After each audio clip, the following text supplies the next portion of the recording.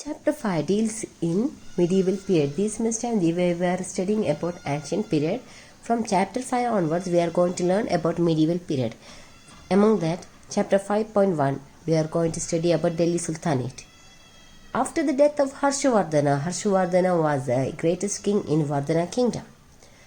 So he tells that after the death of Harshavardhana, North India underwent or undergo a great change. The absence of strong political power gave rise to many independent principalities or the state ruled by the princes. He tells the absence of strong political power gave rise to many independent principalities like Tomars in Delhi, Chauhans in Ajmer, Rathors in Kannauj, Chandilas in Bundelkhand, Paramaras in Malwa, Sisodias in Mewar, etc. There were about 70 independent principalities. Principalities means state ruled by the princes. So, there were about 70 independent principalities in North India during the 8th to 12th centuries CE. These states were very rich but were quarreling among themselves. Due to this unity led to the foreign invasion. Listen carefully. Arabs were the first among the Muslims to invade India. These all you have studied before itself. They extended their power up to Sindh. Sindh there is in Pakistan. Muhammad bin Qasim, the governor of Basra in Iraq, invaded India in 712 CE. The Turks were the second among the Muslims to invade India. Muhammad of Ghazni led 17 expeditions or journeys to India between 1000 to 1027 CE. His repeated attack, in the sense Muhammad of Ghazni's repeated attacks were to plunder or steal the wealth of the big town and rich temples. That's in India.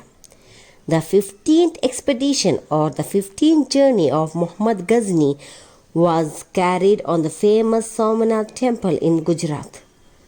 Al-Biruni, a Persian scholar, accompanied him in one of the expeditions.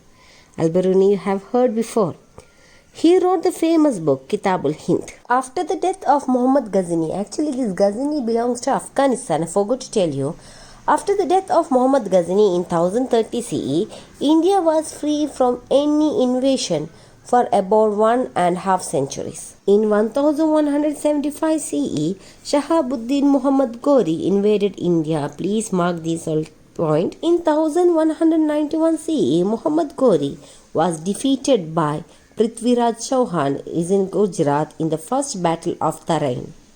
In second battle of Tarain in 1192 CE, Prithviraj Chauhan was defeated and captured. Captured means this Prithviraj Chauhan and Muhammad Ghori, there was a battle between them. In that battle, in second battle of Tarain, Prithviraj Chauhan defeated by Muhammad Ghori.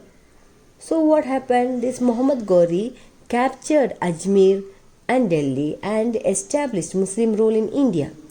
The Turkish rule extended over the Ganga Yamuna Doab after the defeat of Jayachandra, the Gahadwala king of Kannauj. Muhammad Ghori entrusted the administration of his Indian possession to his trusted slave and General Qutubuddin Aibak. Not the point.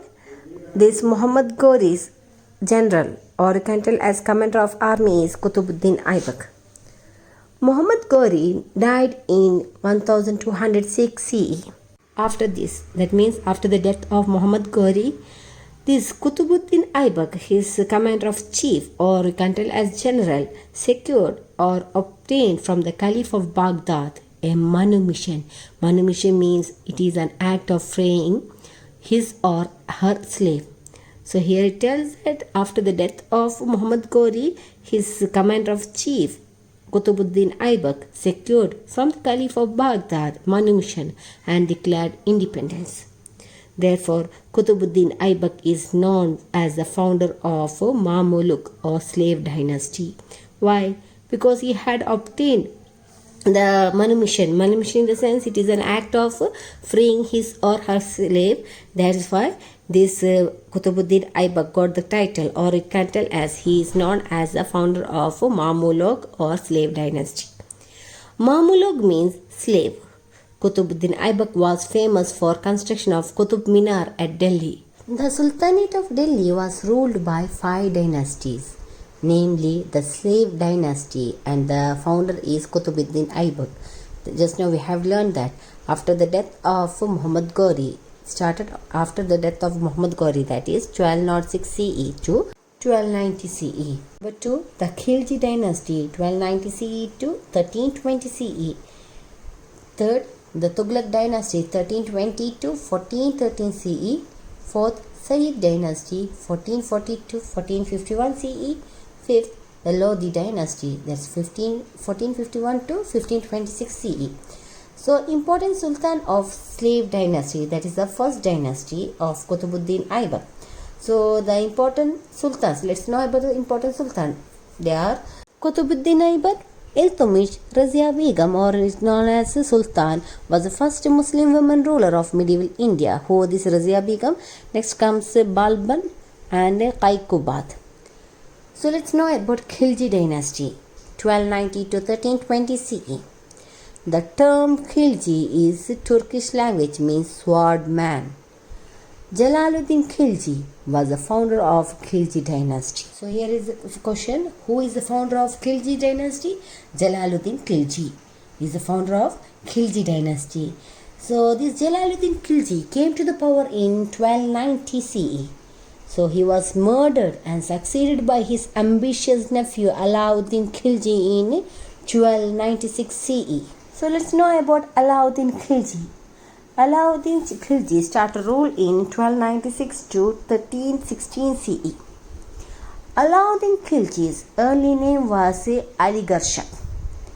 He lost his father at a very young age.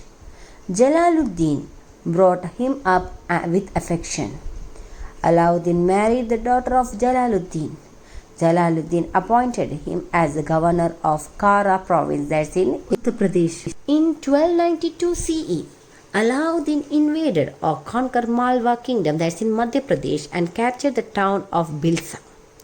He proceeded against Devagiri in the Deccan without taking the permission of the Sultan, in the sense the Sultan known as the Jalaluddin Sultan, or the founder of Khilji dynasty.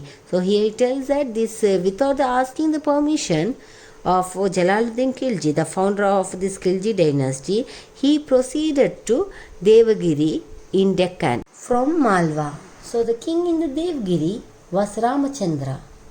He known as Ramachandra of Devagiri, was defeated by him, in the sense Alauddin Khilji.